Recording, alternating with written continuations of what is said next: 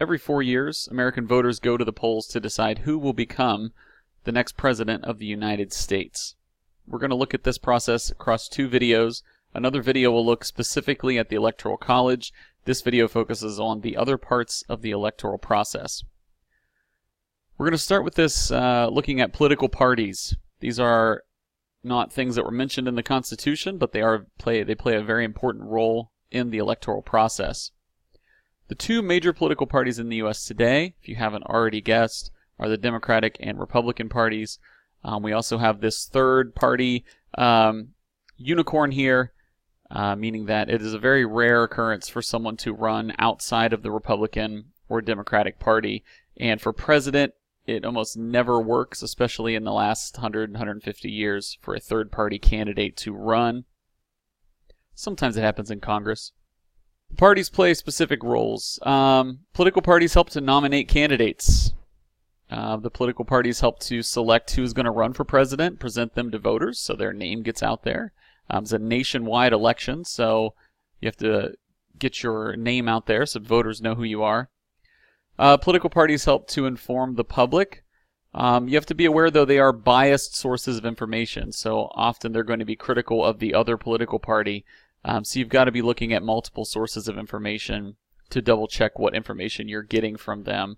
But this competition between the political parties means they're going to keep an eye on what the other political party does and try to inform the public if they do slip up. Just got to make sure you're looking out for facts and not made up stories. Political parties try to ensure that candidates are qualified for the job. They don't want to nominate someone who's going to lose the election, so they try to pick someone qualified so that they can win. And political parties play a major role in governing. Both national and state levels of our government are organized along party lines, for better or worse. And so you need to know what these political parties stand for to understand what they're going to do once they are elected. And as I said, parties keep an eye on each other. So this kind of helps to keep the political parties in line because the other party is watching what they're doing. The political parties also, they run the primary elections. Primary elections are not in the Constitution, but they are elections that political parties hold to try to decide who their candidate will be. In the past, there were not primary elections. Back, in the early parts of our country, the political party just got together and picked who they wanted to nominate. They didn't ask the voters. But after we went through more and more, progressive reforms in this country during the progressive era, the primaries became more and more prevalent. Say that 5 times fast. At the convention, political parties hold, the delegates cast their votes for a nominee, and they usually follow along with voters' wishes for those, but they don't necessarily have to. Depends on the rules that the political parties have. Elections cost a lot of money. If you live in Ohio and have to watch commercials at all, you'll know that we get a ton of presidential ads because Ohio is one of those swing states. And so those commercials are not free. They cost a lot of money, and that's part of what campaigns spend their money on. Campaigns must pay staff.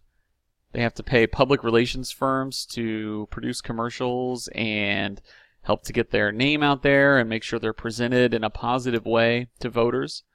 Advertising and travel are big chunks of money, very expensive.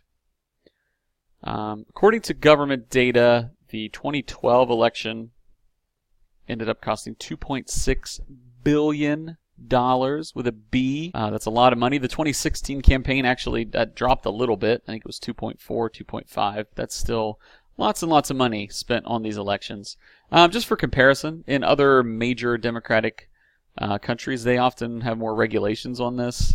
Political parties are limited to $29.5 million in the year before an election, and TV ads are banned, which would be lovely, so we didn't have to watch them. U.S. House candidates spend an average of $500,000 on House elections, and in Canada, our neighbor to the north, the average representative spent between $12,000 and $90,000, so quite a bit less. Now, there are fewer people in Canada, so that is part of it, but just to give you a comparison, the United States, we spend a lot of money on these elections. Part of that comes from the Supreme Court decision, Citizens United, which struck down most campaign finance reform and declared that money being contributed by corporations or individuals was part of their First Amendment right to free speech, essentially that money equals speech, and kind of giving corporations the First Amendment right that maybe was thought to apply more to individuals in the Constitution before this ruling.